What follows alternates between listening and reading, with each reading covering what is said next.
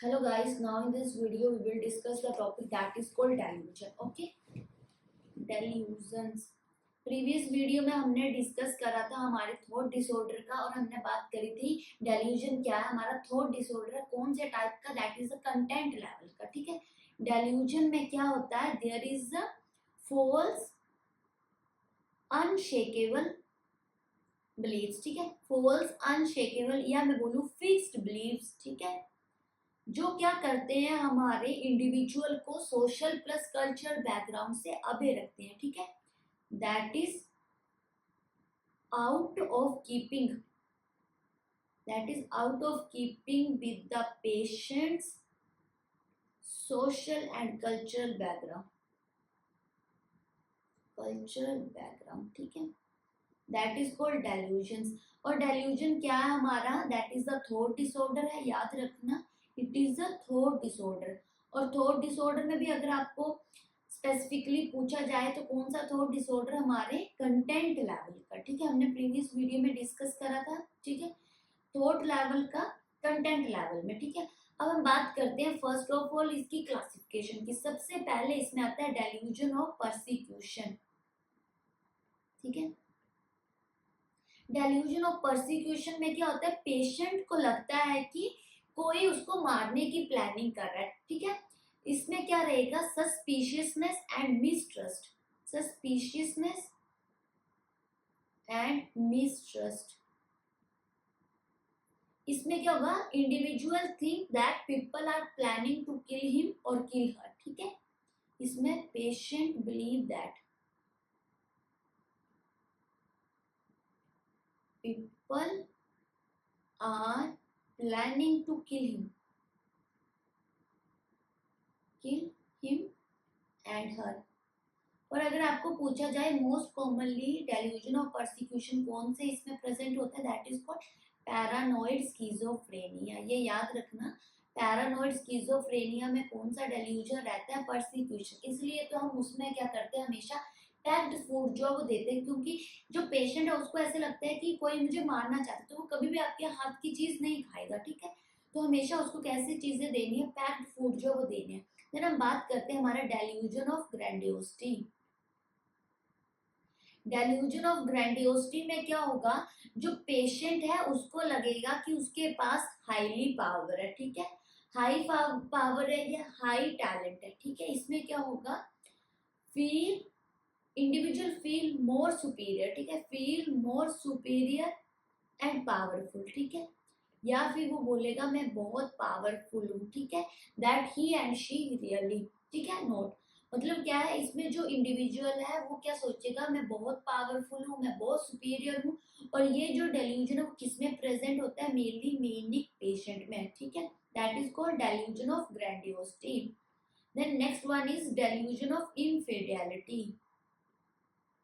Delusion of infidelity, ये याद रखना, टर्म्स ही डायरेक्टली पूछी जाती है. ठीक है, जो इनफिडेलिटी है इसमें क्या होगा, पेशेंट को लगता है या जो इंडिविजुअल उसको लगता है कि जो उसका स्पाउस है वो उसको क्या कर रहा है, चीट कर रहा है. ठीक है, अनफेथफुलनेस रहेगी टूवर्ड्स देयर पार्टनर. ठीक है, इसमें क्या है, स्पाउस इज अनफेथफुल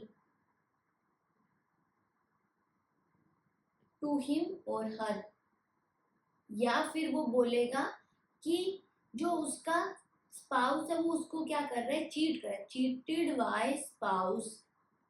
मतलब कि वो सोचेगा कि उसका कोई एक्स्ट्रा मैरिटल अफेयर है, उसको हम क्या बोलेंगे, डेल्यूजन ऑफ इनफिडियलिटी.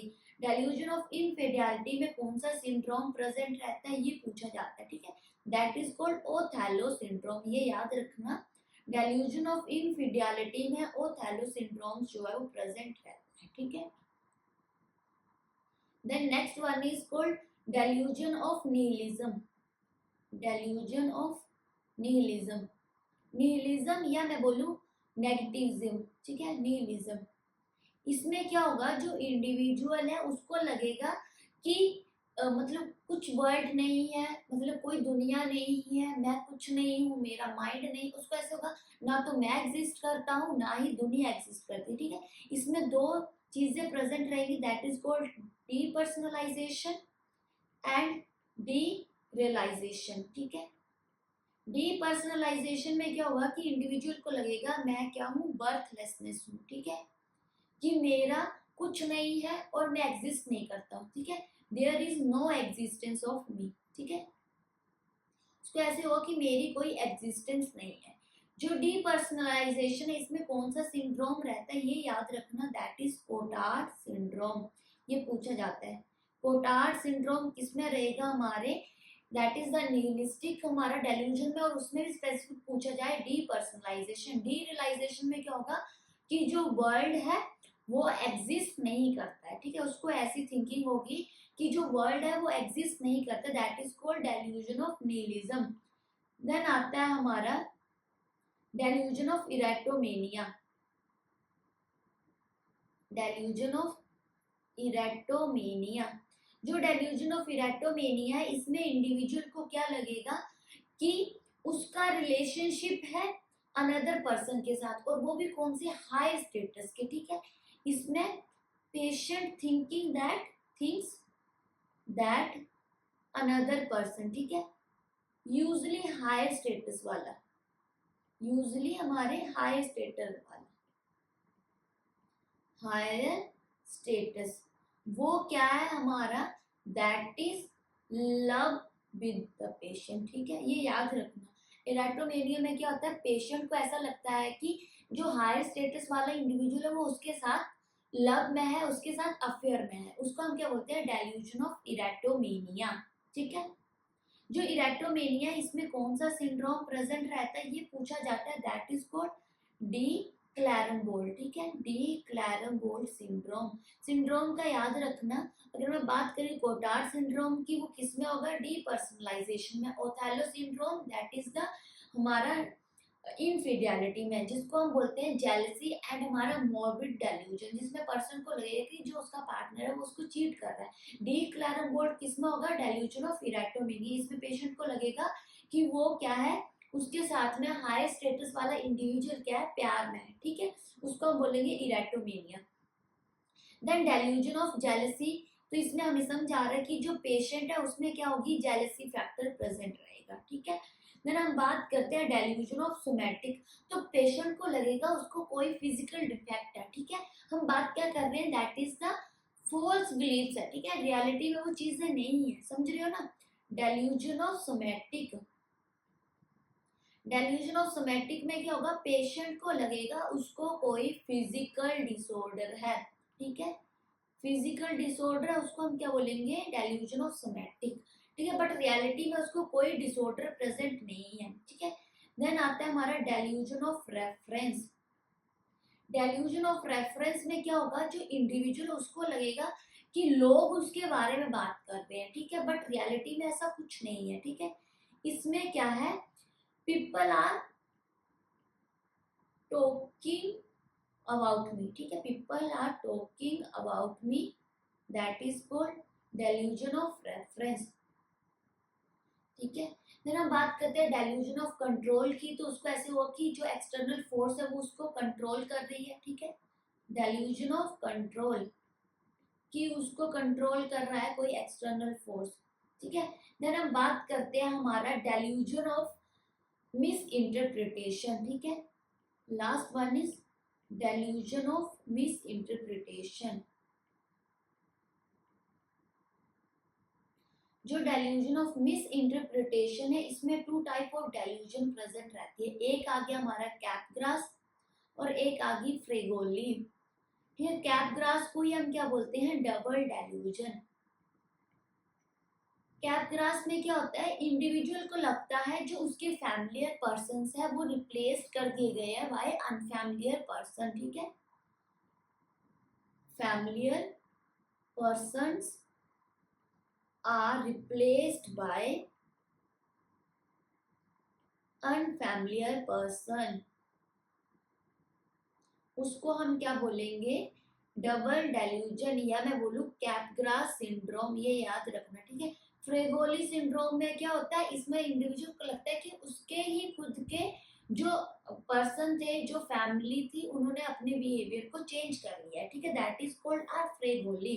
इसमें क्या है, people change their behaviour,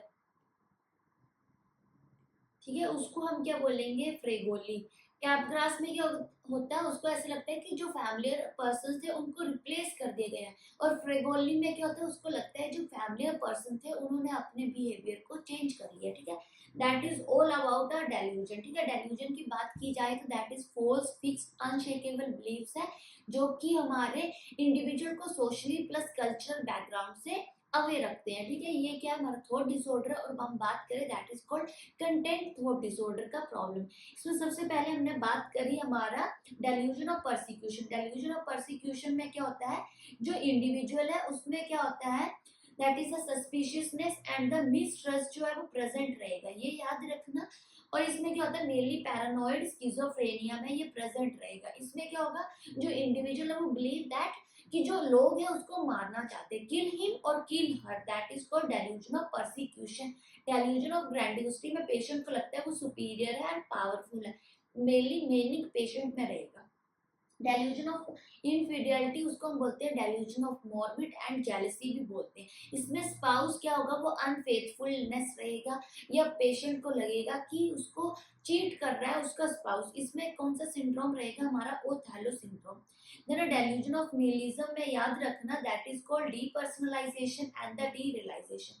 depersonalisation में क्या होगा, इंडिविजुअल को लगेगा कि उसका कोई बर्थ नहीं है, उसकी कोई एग्जिस्टेंस नहीं है, ठीक है। इसमें क्या है, हमारा कोटार सिंड्रोम रहता है, ये याद रखना, कोटार सिंड्रोम डीपर्सनलाइजेशन में।